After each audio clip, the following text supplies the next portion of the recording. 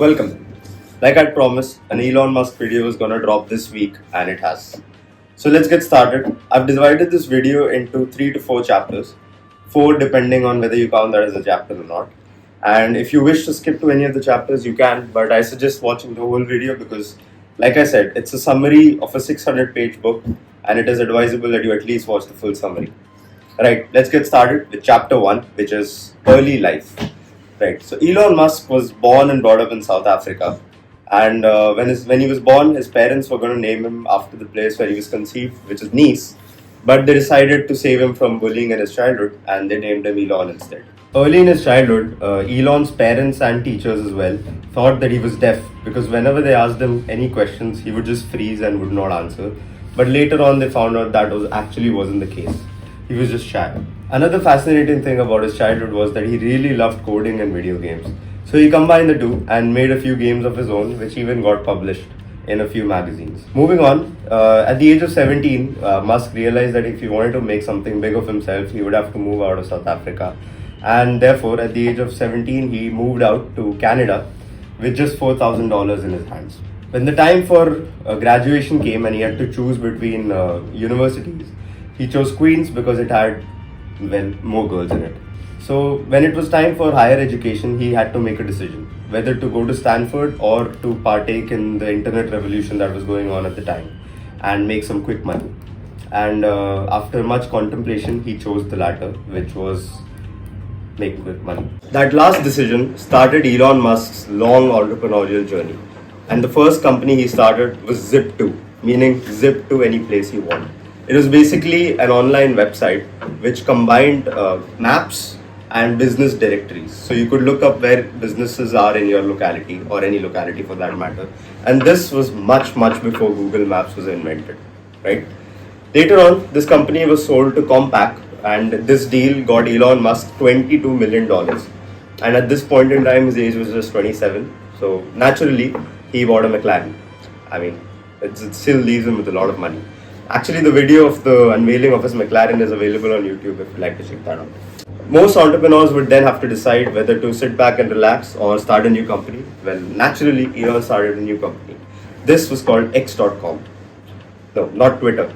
This X.com was his first brainchild. This was a one-stop platform for all financial needs. Eventually, PayPal entered the same space and there was a huge tussle between the two and only one could survive. So they decided to merge. But later on, Elon Musk was thrown out of the company. So Elon Musk's next vision was to make humanity a multi-planetary species. And to make that happen, you need to have rockets. So the next step was to make rockets. Well, to purchase rockets. So he went to Russia to buy a few rockets, but he was humiliated in that visit. And whenever he negotiated a price, they would just keep going higher to mock him. So on the flight back home, he decided that he's going to start making rockets of his own. And interestingly, the first 3 launches were all failures and 3 rockets exploded, literally. But in today's time, SpaceX is probably the leading space firm in the world, and they have launched the most number of satellites in the orbit. Elon Musk, pretty early in his life, determined that sustainability was going to be a huge and important thing for humanity, and well, he was right. So naturally, he had to start another company called Tesla. And the focus of this company was building vehicles that could run on sustainable energy, which is electricity. Later on, Tesla diversified and it went into solar power. And it also became more of an AI firm where now their focus is making self-driving cars, which they call robo-cabs. And also they make robots. And one of the robots is called Optimus Prime. Interestingly, Tesla at various points in its life was going to go bankrupt, but it didn't. It survived. So at the very beginning, Elon Musk was extremely involved into AI, and which is why he invested $5 million into DeepMind, which was a firm that was developing AI or chat GPT like kind of software. But later on, this DeepMind was bought by Google, and this was extremely concerning for Musk because Google's then CEO, Larry Page, was extremely dismissive of the concerns regarding the dangers of AI. And the dangers of AI really worried Elon Musk, which is why he started an AI firm of his own, which is called OpenAI. A lot of you may know it as the founders of ChatGPT, which is right. But eventually, it was Elon Musk along with Sam Altman who started this firm. It was a non-profit firm, But later on, when it was struggling, Elon wanted to merge it with Tesla. Sam Altman and rest of the team resisted, and which is why they gained the funding from elsewhere, which was surprisingly Microsoft. And this really raised Musk. And later on, he would start an AI firm of his own again. Another one of Musk's ventures was the Boring Company. Actually, it was when he was stuck in traffic, he realized that although buildings are 3D and the cities are designed in 3D models, the roads are 2D. Why isn't travel 3D? So he realized that travel could also be made 3D by digging tunnels underneath the surface of the earth, and that would reduce traffic by a lot. So he called his Tesla engineers and he started digging holes in beneath cities. But eventually, he actually wanted to make this a multi-city thing. He wanted to make it huge, but so far it has not happened. His next venture was Starlink. Musk realized that to get to Mars, it's going to need a lot of money. And although SpaceX was profitable, it still needed more money. So to make some more revenue, he created Starlink, which was basically a firm which launched satellites into the low orbit of the Earth and provided internet to countries. This earned Elon a lot of money. Elon's next business venture was Neuralink, and this one is extremely interesting. Elon thought that the rate at which humans communicate can be made much quicker, in fact millions of times quicker, if we just implanted a chip in your brains. And that is what Neuralink does. It makes chips that can be implanted in your brains. Initially, this was just to increase the rate of communication between humans and the rate at which we access knowledge. But this has also had some interesting applications where it can cure people of paralysis. And then finally, his most recent business venture, which was Twitter. Initially, Twitter was supposed to be a fun thing which Elon bought, and he was never sure about buying it. But he got so entangled into it that he eventually had to buy it because courts got involved. When Elon first visited Twitter headquarters, he didn't like the culture at all. He thought it was too relaxing, and wokeness had entered too much of Twitter, which is actually a primary reason why he bought Twitter. So he wanted to end the tilt towards the extreme left, and he wanted to make it come to the center, which is why he bought Twitter.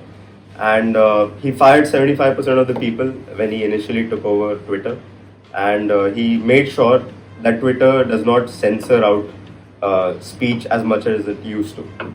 Like I mentioned before, Musk has always been wary of the dangers of AI, and he tried to warn people about it, but people very rarely would listen. This caused him to leave OpenAI, to leave DeepMind, and now he had to start something of his own again. So after buying Twitter, he realized that he has a lot of data. He has data from tweets, and he also has data from the dash cams of Tesla cars. So he decided to make another AI. This is called X.AI. So this gets live data from Tesla cars and from tweets.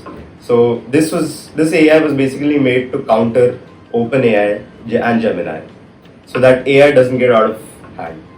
Starting 10 companies would give you a lot of knowledge. And if Elon Musk had to teach you some lessons from starting those 10 companies, here's what those would be. His first would be the idiot index. This was something which he used extensively in almost all his companies. This involves comparing the final cost of a good and comparing it with its starting or basic material price. Now, if the idiot index is a lot, you skip buying the product and you make it yourself. This is what Elon did for SpaceX and Tesla as well. The second was question every cost and every rule. Whenever a cost or a rule was imposed on any of his companies, his first question was, who decided this? Who decided this cost, or who decided this rule? If you cannot find out who, then I'm not going to follow it. Rule number 3, have a maniacal sense of urgency. Now this is something which especially suited Musk. It may not suit you, may not suit a lot of CEOs, but it suited him. What this meant was he set extremely hard deadlines, which were unrealistic 99% of the times. So what this ensured was either you reach those deadlines or you come at least close to it. Number 4, learn by failing. Elon Musk's ideology was build stuff, blow them up, and then build them again. This was how SpaceX has become one of the biggest firms in the world. And number 5, improvise. To explain this, let me give you a story. Once before a launch, one of the SpaceX rockets was struck by lightning, and a sheet of metal was extremely destroyed. And when the engineers approached Musk on what to do, the ideal response would have been to replace it and to wait for a few weeks before they launch again. But Musk said, take a hammer and go fix it. That was it about Elon's early life, his business ventures, and the things you can learn from them. But this is not to say that Elon Musk was perfect in any sense. He had his own personal issues. He had a very problematic relationship with his father, which was in huge effect because of his father being an erratic. And he had a few troubled marriages as well. But all in all, Elon Musk continues to do good for humanity, at least in the broader sense. And he's very entertaining on Twitter. So thanks for watching. Make sure you subscribe to the channel. This was the very first book review of our channel, and there'll be many more coming in the future. And stay tuned for more.